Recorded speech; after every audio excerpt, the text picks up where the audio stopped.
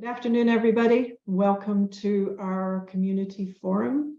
Today we are meeting representatives of the Longbranch Improvement Club and Longbranch Improvement Club Foundation, or Longbranch Foundation. And I would like to introduce you to Sheryl Low, who's a retired professor emeritus in physical therapy, and is now focusing her skills and energy as president of the Longbranch Foundation to raise funds for scholarships and grants on the Key Peninsula.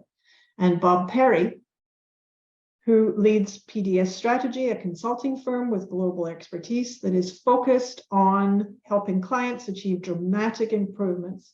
Bob is also the vice president of the Longbranch Improvement Club.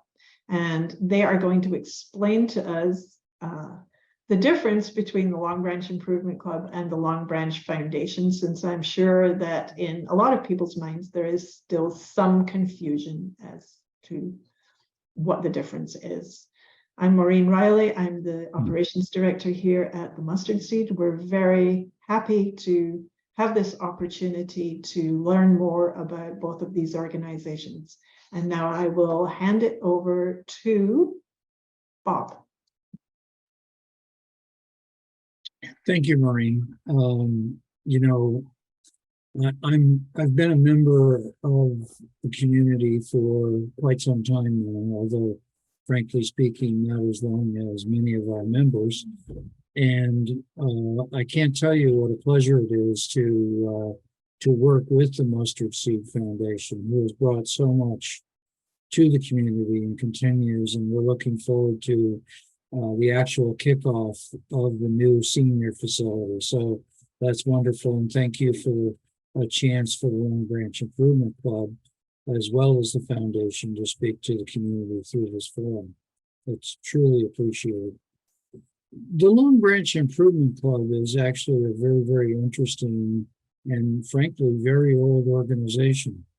For those of you who live directly here on the Key Peninsula, you're familiar with the Key Peninsula Highway that literally goes from Gig Harbor all the way to the tip of the peninsula.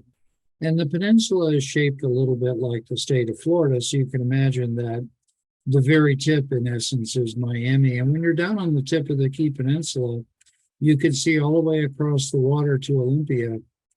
And the Key Peninsula has been an interesting microcosm of life on the peninsula and on the western side of the Puget Sound for many, many years. Over 100 years ago, when families were involved in farming and logging and a range of other primarily agricultural activities, the Key Peninsula Highway was actually a dirt road. And then, as a big breakthrough, there was actually ferry service from kind of the southern half of the Key Peninsula over to the other side of the Sound. And that allowed children to go to school, and it allowed for crops and goods to move across the water. Until then, it was a really terribly long and arduous trip, as you can imagine, to get all the way over to the east side of the Sound. So when the Key Peninsula Highway was a dirt road, which is obviously quite some time ago, the residents of the Key Peninsula got together because they knew they needed to work together to improve lives for everybody on the Key Peninsula. And they formed the Longbranch Improvement Club.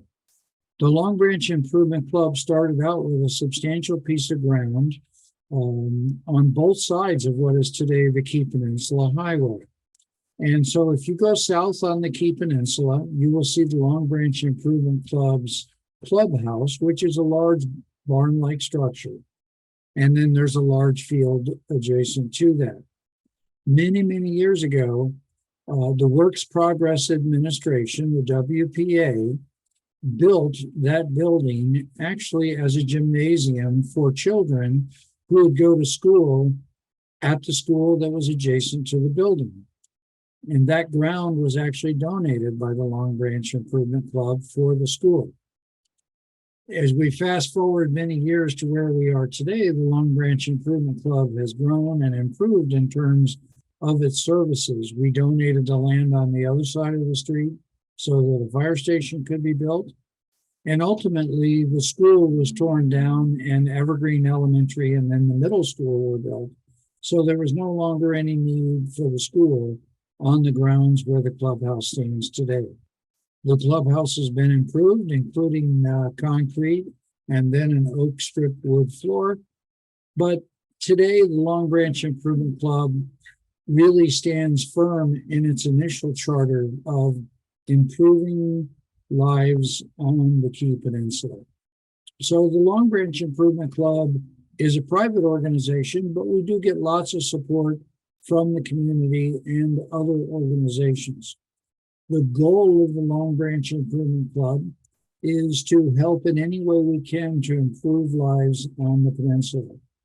Membership is very, very inexpensive. We have a large number of members, and it's a great opportunity for these members to get together on a social basis, get to know each other, spend time with each other, discuss issues that concern them, and also get involved in the many events that the Longbranch Improvement Club sponsors. So we have a series of dances. We're part of the Fiber Arts and Farm Show. We have Kids in Christmas for disadvantaged families. And of course, I think everybody is aware that we have a great trunk or treat, which literally will attract thousands of people on the peninsula and Tacoma to come and enjoy the Halloween festivities. So we are truly focused on the community, and membership is available to everybody, literally within driving distance. So we have different levels of membership. We have associate memberships for people who are not in the local area. And then if you're in the local area, we have other membership categories that are available to you. The Longbranch Improvement Club also operates the Longbranch Marina, which is just south of the club on the left-hand side of Key Peninsula Highway when heading south. So the marina is a public facility, and it's available during daylight hours for the public to visit and enjoy the views of Mount Rainier and enjoy the water. The facility also is a place for moorage. So members and what we would call associate members, people who don't live in the local area, there are spots available and they can rent moorage at what we would consider to be very attractive pricing, so they can moor their boats there. And Falusi Bay, where the marina is located, is a very placid bay. So it's not subject to the kinds of wave action and weather that we find out on the open sound. So the Longbranch Improvement Club, as it has continued to improve and change and adjust and continue to stay true to its goals of helping the local community, a number of years ago formed a foundation. And the foundation, which Sheryl is the president of, and she's going to talk about in a few minutes, is part of, but at arm's length from the Longbranch Improvement Club. And the goal of the foundation, when formed by the club, was to enable a higher level of support and activities for the Key Peninsula and its residents. So the Longbranch Improvement Club is always open to new members. You can go to our website anytime, which we will put up on the screen for everybody. It's easy to find, just Google us. And we love having new members. It's a great way to get to know everybody in the community. And it's a great way to reach out and get help and also contribute your time and energy. We're always looking for volunteers, and we have a tremendous number of programs. So I could drone on forever, but I won't, because Sheryl will then yell at me later. So anyway, I'm going to go ahead and turn it over to Sheryl, but thank you for an opportunity to explain the Longbranch Improvement Club. Thanks, Bob. I won't yell at you, but may speak directly, right? Thanks. I'd like to thank the Mustard Seed Project for asking us to give this talk at the community forum and the opportunity to answer questions the relationships and partnerships between nonprofits on Key Peninsula is unique. I've been on many boards and I've never been anywhere where there were so many overlaps. I have worked with the Mustard Seed Project on their fundraisers, and I felt almost like that was a training for me to be president of the foundation for the Longbranch Foundation, because I learned so much and met so many people. I moved here in 2017, and the reason I moved here was I wanted a house on the water with a view, and we had a list, and we found this house that was just met all of our needs in a home, which I came to learn was quite the historic community with anarchists forming it, and a mutual homeowners co-op, and then I think that whole idea of being separated from the mainland and being a community built deep roots for organizations and for the Key Peninsula community to support each other more than you find in other rural areas. So I thought I would just, do my quilting and sit and look at the water. I had no idea about the depth and breadth of the community here.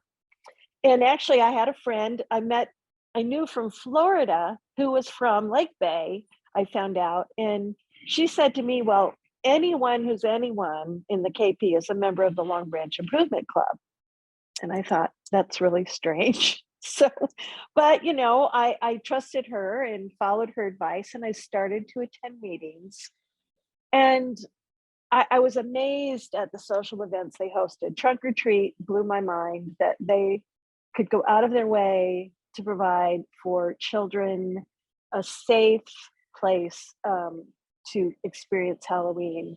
Kids and Christmas, and the number of people that turned out for that. I thought, wow, they really have a social agenda that matches my values and what I feel is important in giving back.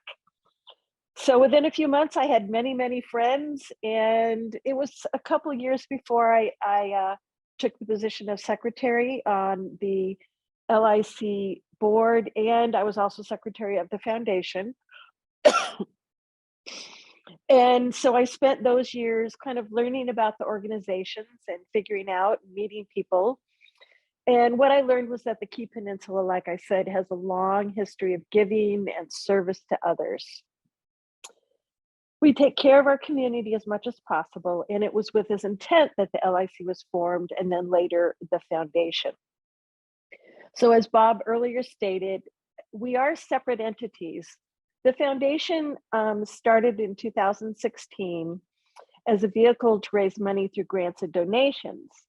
And in order for someone who donated to be able to claim a tax deduction, it had to be a 501(c) organization, where the LIC is a 501(c)(4). So the mission was to preserve and invest in the South Key Peninsula community in a number of ways. So we basically have 5 charters, and they range from historic building preservation of that LIC clubhouse, which is on the historic register and quite old and has a lot of needs to keep it current, including bringing it up to earthquake standards and making it and having it so that it doesn't leak. And then environmental and public safety issues at the marina are very important and part of our charter. We also have a charter to give scholarships and educational support for children in the South Key Peninsula.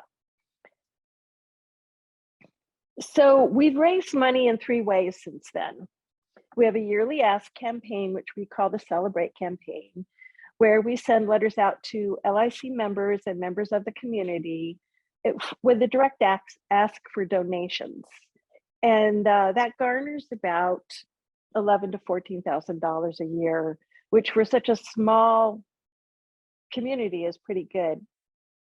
Every other year, we host an auction to raise funds specifically for scholarships and education. It's usually a fun gala party at the LIC clubhouse. And then we also have a super sale event, which is like a large garage sale. With this last year, I've never seen so many people. People were parked down the KP highway. We had vendors everywhere, and that raises money for building preservation. So since 2016, we have raised over $300,000 from our small community. And at this point, we have current year-end assets totaling $225,000. So that is something to be mighty proud of for the Longbranch Foundation. So what do we do with the money? As I said, we assist with grants and donations to various organizations. We have obtained grants for the marina. We obtained a grant for the pump out station that I helped write. And we have given grants to the marina for new equipment on the docks. We gave money to a grant to the LIC to build their community garden, which is one of the new projects we have, which is very exciting. We want to get more people involved in the pea patch gardening, so that if they don't have room for a garden or they need assistance, they can come to the LIC and have their own little patch of earth to grow food on. We've also distributed specific grants to the community for the greatest need. These have included, especially during COVID, we gave money to food backpacks for kids. We've given money to Two Waters Art Alliance for various activities and art education programs, and for their art walk, which happens every August. We have donated money to the KP Farm Tour and to the Civic Center Community Fair, to name a few. We are always ready to help out different donors or other foundations who want to channel money through us to local organizations. So we continue to have that, and that's on our website. You can go to Donate Now and click on which organization you'd like to give us, run the money through us to give money to. But as Bob cited earlier, this dedication to supporting schools, education in the South KP has been a paramount in our donations and concerns. So I'd like to talk a little bit about growing up on the KP. You know, the way I see it, we kind of have two economic systems out here. We have those who've been able to retire or make a well enough living to kind of get some land and live on the water. But we have many, many families that live in the interior of the KP and do not have good sources of income. And these children live under the poverty level. Evergreen Elementary is considered a Title I school, meaning 60% of their children living under the poverty level. 60% of the kids at Evergreen get school lunches. They have other assistance, transportation. And I've worked with Food Backpack for Kids and Two Waters, directly giving food and money for projects for gas to these families. And without the community services we have here in the KP, I think it would be very difficult for many of them to get along. And what I have found through my work with the foundation is that many of these kids don't even get off the peninsula.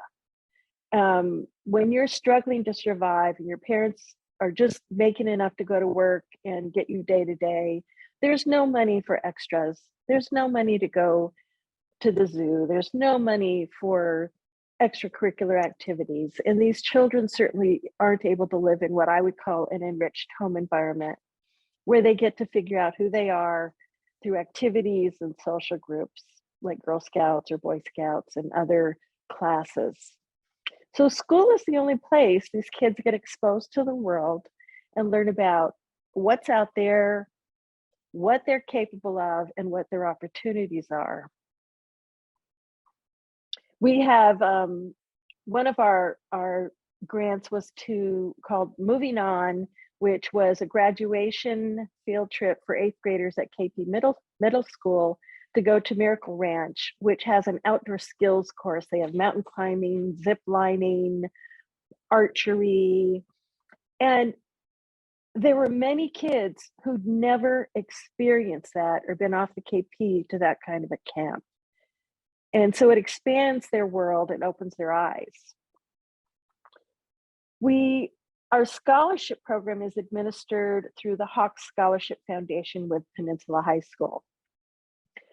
Since 2016, we've given over 20 scholarships of at least $1,000 each. And we give recurring scholarships for those students that are maintaining good grades, can show progress, and reapply for the following years. We have raised enough money to up our original amounts of $1,000 a year to $2,000 the first year, with subsequent scholarships of $1,500 the second, third, and fourth years if they qualify. And I'm hoping this year we'll be able to give 6 scholarships to students as opposed to the original 1 or 2 that we were giving. These scholarships at Peninsula High School, we specifically earmark it for graduates who attended Evergreen Elementary, specifically to get those kids who grew up under the poverty level an opportunity to start college and get into the other resources available for them and figure out how to do it.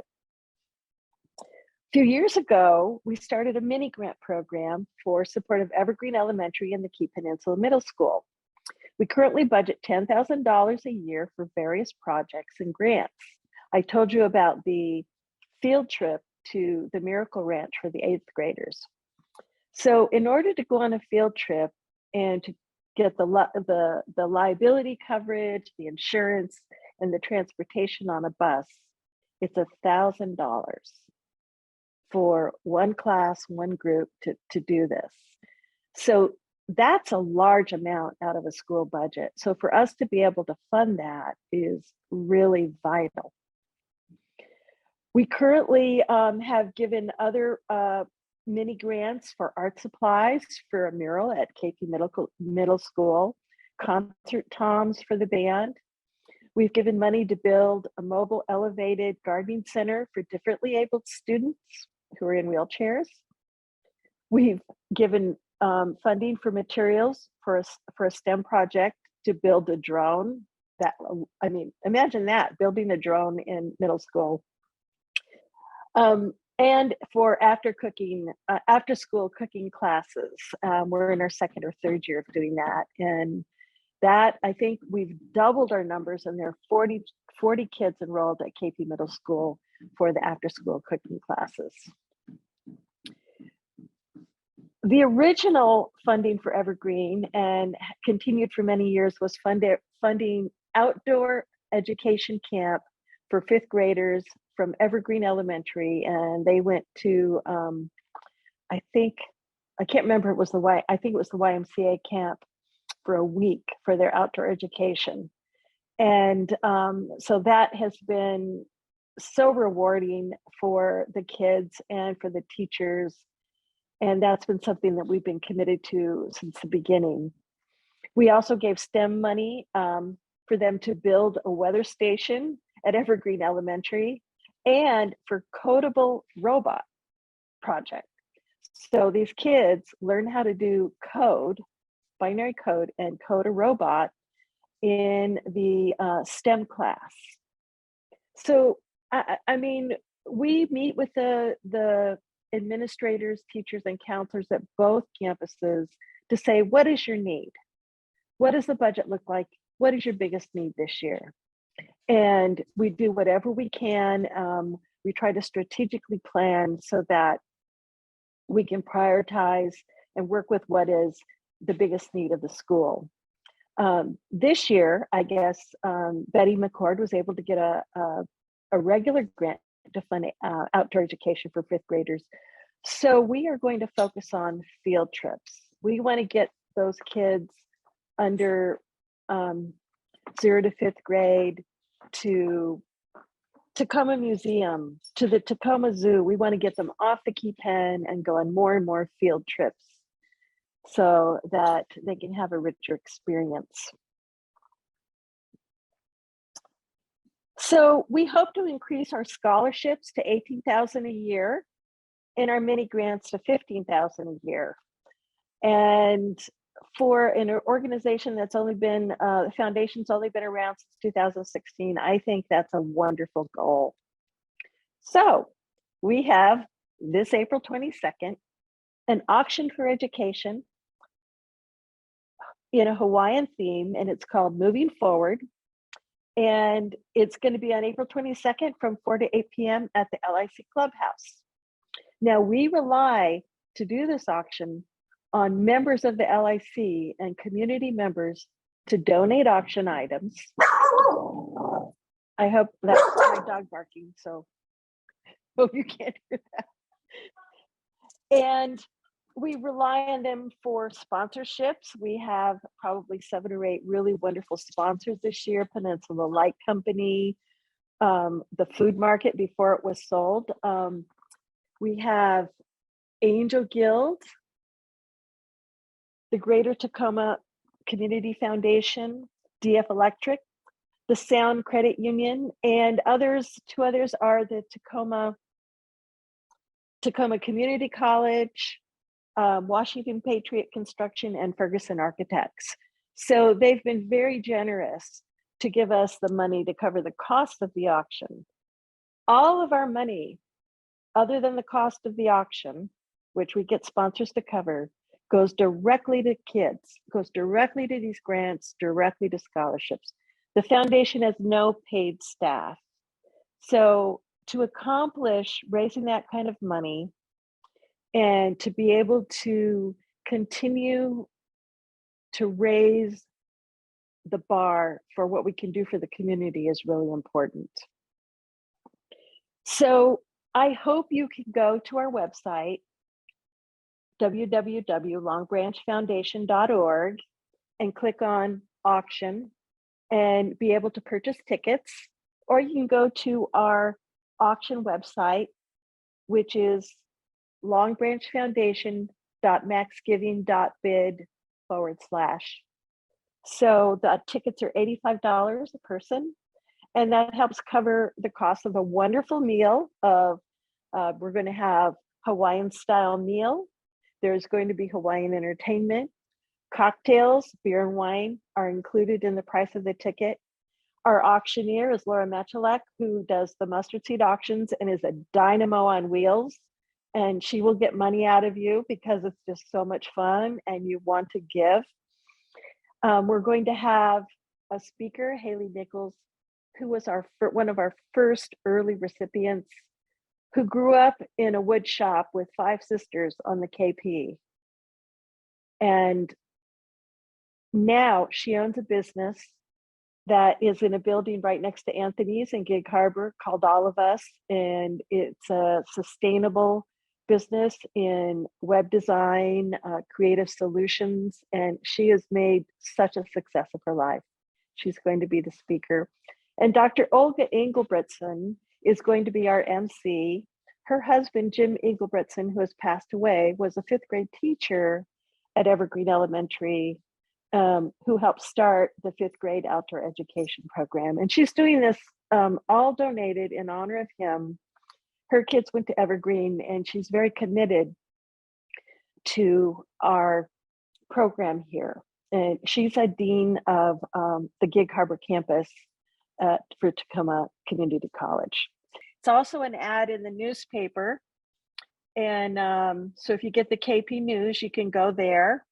And I hope that you'll be able to attend and find a way. You can email me or the Longbranch Foundation at gmail.com if you have anything you'd like to donate or would like to be a sponsor. Thank you so much. I have a couple of questions while Julie and Madison are checking Facebook to see if there are some there. And my first couple of questions are for Bob. You mentioned a local area for full membership in the LIC, and could you explain that a little bit more? Does local mean the Key Peninsula, or does local mean the Southern Key Peninsula?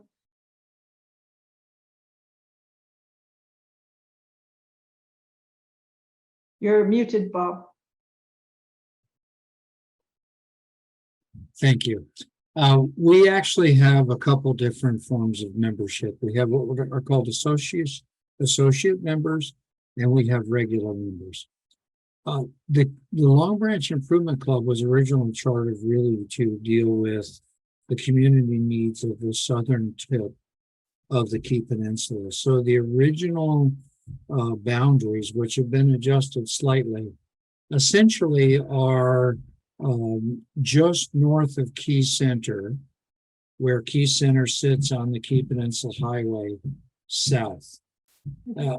It's a more complicated border than that, but south of that, that's where anybody who lives in that area can simply become a regular member. It's very, very inexpensive to join. I think it's $40 or $50 a year to be a member. For a couple. For a couple. Thank you, Sheryl. And the original boundary was set according to the Evergreen Elementary boundaries, and I think that was at Lackey Road. Yes, so, but it's been adjusted over time. Yes. Anyway, and then of course we have associate members, and we have associate members who live in Seattle. So, and actually we have some associate members, I believe, that live in other states at this point. Mm-hmm. So the opportunity to be part of the club and to be a member and to be involved and get to know everybody is really virtually unlimited. There's very little difference between an associate member and a regular member. There's some marina privileges in terms of being able to have a vote there. And there are some rules, fairly limited rules about board participation. But in general, members are members, and we welcome everybody. And as I said before, it really is a wonderful way. Think about it. When you're on the Key Peninsula, you know, we've got a number of organizations that provide social interaction, and the Longbranch Improvement Club is one of those key organizations where people can come together, get to know their neighbors, have whatever level of involvement they want. It's just wonderful, given the remoteness of the southern tip of the Key Peninsula. So hopefully that helped, Maureen. And what was your next question? My next question was, could you talk a little bit about how the clubhouse has recently been opened up more during the day? For instance, it's open for pickleball and things like that, whereas it used to be, as far as I know, closed except on certain occasions or if people booked things. But now it seems to be open quite a lot. If you could talk about that. Yep. So thank you. It's a great question, Maureen. It's really appreciated. So, you know, we've been in existence now for 102 years. And during that 102 years, we went through different stages based on, you know, what would the community like us to offer? So recently we started having pickleball because we have this big, beautiful, large room with a couple of pickleball nets set up. So that's really increased the usage of the LIC's building during the day. In the evenings, it's used for our member meetings, our board members. It's used by local politicians and community leaders for a variety of community events. It's privately rented out for weddings and receptions and celebration of life and all these kinds of things. So out of a given month, when we don't include pickleball, the facility is probably used 10 or 15 days in the wintertime, and sometimes as much as 25 days out of the month in the summertime. But with pickleball, there's a substantial amount of use in the middle of the day, and it's great. People get together, they play, they get a chance to commune with each other and kind of stay updated. So it's wonderful. It's a great question. Two other new events we've added. One is TGI Fridays, and that's held on the third Friday of the month. And it was our response to the loss of Blend and the closing of Blend. And that is considered a member activity, but it's open to anybody in the community. So you can be invited by a member. And we've had wonderful turnout. We alternate months with the Civic Center. So the Civic Center hosts TGI Fridays one month, and the next month we host it. So we try to go to their TGI Fridays and they come to our TGI Fridays.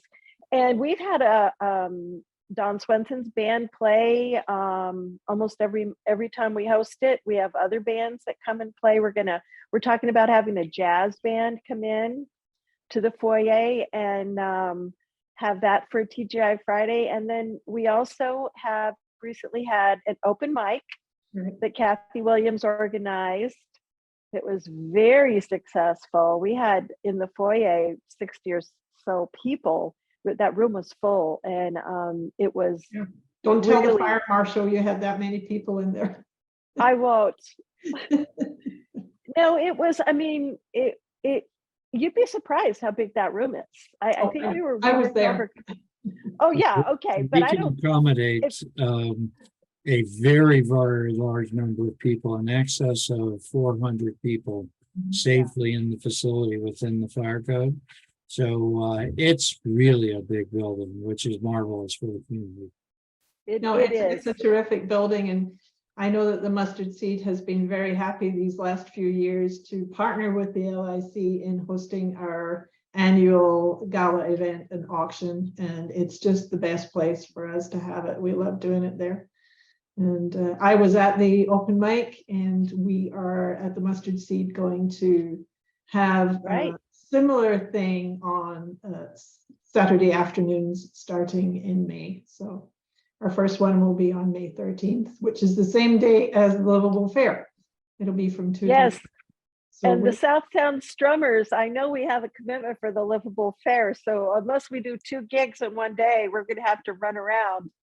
Well, yeah, you can just pack up your stuff and come on over. The itinerant musicians, yeah. That's right. So, I do have a couple of questions for you, Sheryl.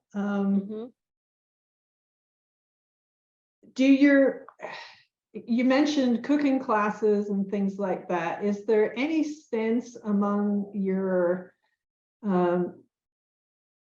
among the schools that they'd like to have a class on basic home economics, like how to balance a checkbook and budget and things like that? Is that something that the foundation might be interested in? We would fund that if a grant proposal came to us. Yes. We have criteria for the funding, which the grant committee reviews. There's a mini grant application process through Google Docs that they have to complete. Then it's reviewed by, it has to be something that is educational, serves a purpose. And we look at, does it help everybody? Does it help down the road? So I think that's a great suggestion. And you need to suggest it to either the counselors or some of the teachers at KP Middle School. I don't know their curriculum. I doubt at a middle school level that they have that. Right now, we are not doing grants for high school, but I know simple, those pre-planning classes, how does money work? What is a checking account? I mean, those are all things that you don't just get money out of a machine at the store, so that'd be a great thing if we got a request for that. Can you, I got a little confused, and it's probably just me, about the scholarships, the Hawks scholarships. I thought at one point you said that they could start when they went into high school and get a scholarship all the way through. And then I thought you said it was only for people graduating. So can you circle back on that? Sure. So it's not just for people graduating, but to qualify and get into the scholarship line, the year you graduate, we say, we will give this many scholarships and these are the criteria. The wonderful thing about the Hawk Scholarship Foundation is they and the school vet and all of this, they have the students, solicit the students to turn in applications or dossiers. And then we have a week where we go in and all the students that meet our basic criteria are in stacks. And we go review the dossiers. And then the committee determines how many we're going to give out. And it's based on students' intentions, essays, GPAs, service, things like that. So that way they're selected as a new graduate from the high school to be a recipient of a scholarship. That's how you get into it.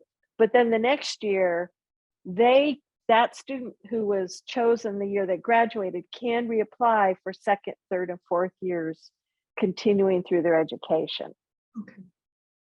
So, and the nice thing about it is the Hawks, we donate the money to the Hawks, and the Hawks send the money to the university, and it's part of the student's financial grant program when they enroll and get at the university. So it's they have a wonderful system of doing this, and then recurring scholarships is also through the Hawks and goes to the university, and the students get it from the university. Okay, thank you. That makes it much more clear. On your field trips, do the students go on those field trips on a school bus? Is that how that works? Yeah, so it would be a full day or a half day trip. And so we fund the cost of the school bus and whatever other costs related to getting the students off campus with their teachers for the day, for the experience. So the schools manage all the logistics of it, but they don't have that kind of money in their budget to cover the cost of transportation. Okay. I was just, brainstorming inside my own head here. The Mustard Seed is about to buy 2 12-seater buses. And I was just wondering if there's some way we could do a mini field trip that involves seniors and kids together. If there was something we could figure out where they would both enjoy themselves and be educated. Fun to pair some kids from Evergreen with a senior in groups, where that senior could, oh, here are the monkeys. What do you know about monkeys? I mean, I know there are many retired teachers in this area, many in your organization that have wonderful skills. And I think that would be a conversation. I would refer you to Betty McCord, who's now on our board, and Jan Pritchard, who are doing the student mini grants. Because they're meeting with the leadership and the teachers at the schools to figure out what are the needs and how can we make these things happen. So our problem always is we need to provide an opportunity that's available to as many kids as possible in a fair way. So I don't know if that's why we have to pay for the big buses, because they take the whole class. Right. Maybe the Mustard Seed bus could follow behind and they could all get together at the destination. That's a great idea. That's just something that, I think is worth exploring. Yeah. Julie may kill me for throwing open another opportunity for a program, but we have been discussing how can we do more intergenerational programs here, and so further down the line, maybe this is something that could come to fruition. Well, let's keep talking about that. I know that Kathy Williams we're trying to pay for the kids to go over to the historical museum right now because they have a whole curriculum for 3rd and 4th graders and living history. We are working with Two Waters and the Historical Society to be able to look at doing that. So yeah, I think certainly if we partnered together, it would make a more rounded and enriched experience for all ages in the community. Okay, let me just check with Julie or Madison here and see if there are any questions popping up on Facebook that I haven't already stolen. Yes, thanks, Maureen. We don't have any questions on Facebook, just one nice comment I wanted to share from our friend Suzanne. She said, "Good job, wonderful programs, and thank you." So thank you, Sheryl and Bob. Oh, thank you.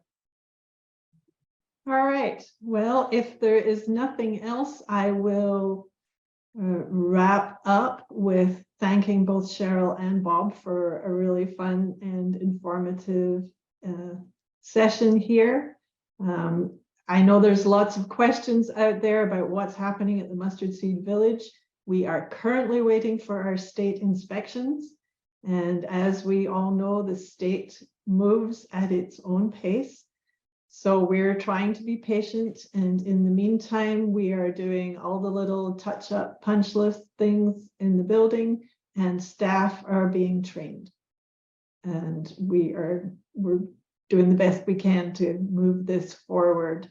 We have lots of upcoming art programs and educational programs here at the Crandall Center. Please check out our Facebook page and our website for more information on those.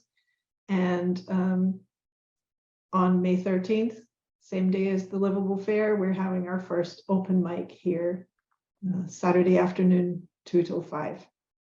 So again, thank you both, and we'll look forward to hearing more from the LIC and the foundation in the future. Thank you. Thanks, Maureen. Thank you. Bye.